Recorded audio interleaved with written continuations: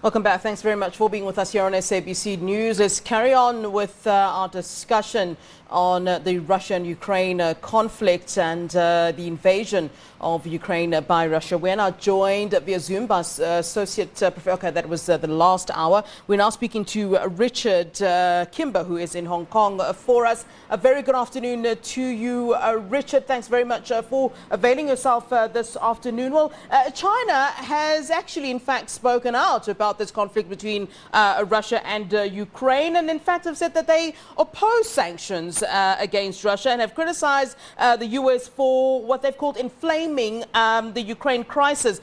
No surprise there, is there?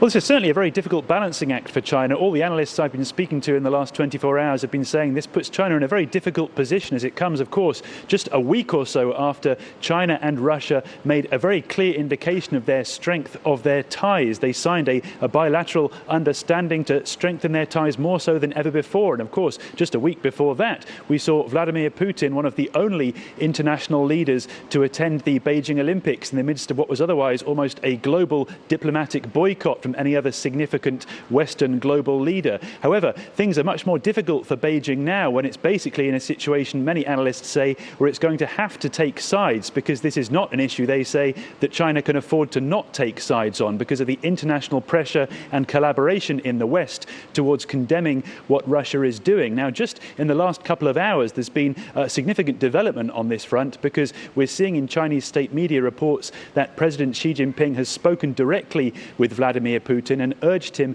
to negotiate with the Ukraine. Now, this is a big step forward from what we've heard out of the Beijing Foreign Ministry in the last couple of days, which has been a very clear indication that they're trying to remain neutral on this issue. They've pointedly not referred to this as an invasion and have not really made any clear indication of where their stance lies, other than, as you say, to criticize the United States for inflaming the situation in the first place. Yeah, and one wonders, in terms of this kind of being a familiar situation, if I can put it that way, for China, given their stance on Taiwan. China has repeatedly said that they understand where Russia comes from in terms of protecting their sovereignty and their territory, and that, if Ukraine were indeed to join NATO, that would be a direct assault on Russia.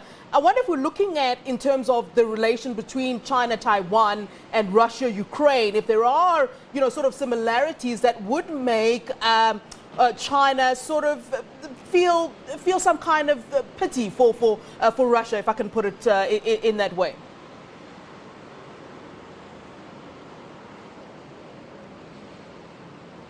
Well, certainly there's two ways of looking at this. Again, when you speak to analysts, some say this puts China again in a difficult situation because it sees now how quickly the Western world is collaborating to condemn Russia and imposing sanctions very quickly in a coordinated fashion. And it might necessarily cause Beijing to hesitate more than it previously has been with regards to its own military aggression towards Taiwan. On the other hand, some other analysts are saying, well, actually, this gives China a good opportunity to really see exactly how the West is strategizing to deal with Ukraine and Russia on this issue, and perhaps gives China a bit of a head start with better understanding quite how far it can push its own luck with regards to how it continues with its efforts to reincorporate Taiwan into the Greater China mainland, which it claims still, of course, to be part of the Chinese sovereignty. So this is, again, a very difficult situation for China. It's looking at this almost as a rehearsal, if you like, of what could happen to Beijing if it continues to push and be aggressive towards Taiwan. So that's why it's really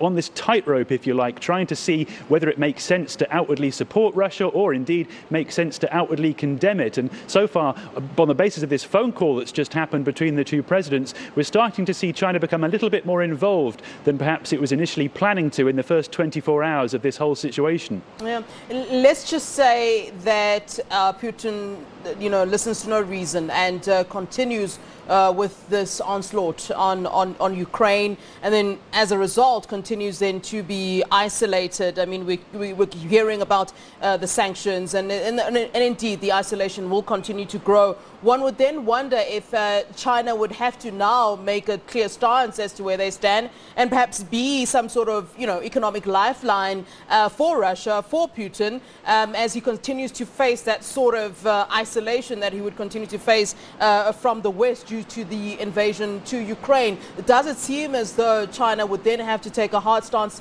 approach or view as to where they actually stand now? Because they can sort of stand in the middle now, but as time goes, and if this continues to go the way that it is, they would certainly need to then be clear where they are, isn't it?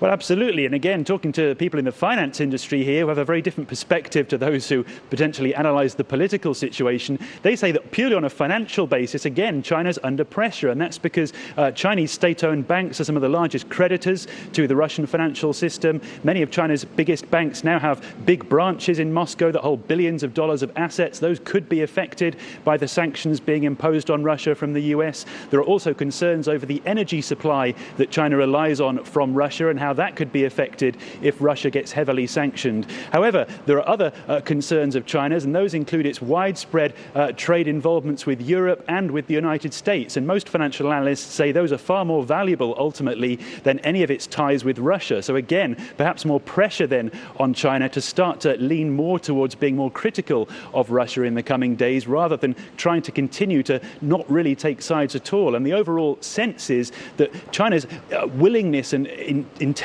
really to become more of a global player in terms of international diplomacy, in terms of international business and so on, really makes it no longer possible for it to continue to try and stay in the background as it may have done previously. It's really in a position now and under great pressure from the international world to be a bit more forthright with its intentions. And that's perhaps why we've seen this high-level phone call between the two presidents coming just 24 hours after it all began, as a sign that China is perhaps more willing to now take more of a clear stance. All right, Richard Kimber, thank you so much for your input. Richard Kimber for us in Hong Kong as we discuss the China relations really with Russia amidst the ongoing crisis between Russia and Ukraine. We're going to take a short break. More news coming up after this. Do stay with us.